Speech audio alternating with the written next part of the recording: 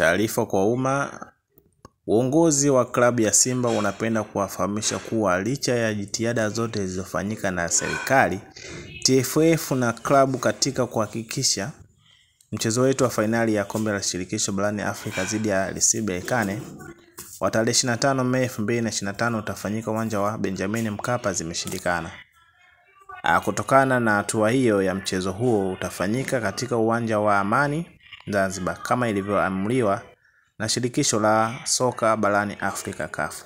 Tunaomba mashabiki na wapenzi wetu kuwa watulivu katika kipindi hiki. Aidha, tutatoa taarifa rasmi za mchezo huu na hatima ya mashabiki wetu kuelekea katika mchezo huu muhimu kupitia mkutano maalum na wanahabari kesho tarehe 20 Mei 2025 saa 11 kamili asubuhi katika ofisi za klabu ya Simba Oysterbay jijini Dar es Salaam. Imetolewa na Zubeda Sakulu, afisa mtendaji mkuu klabu ya Simba, tarehe 19 Mei 2025.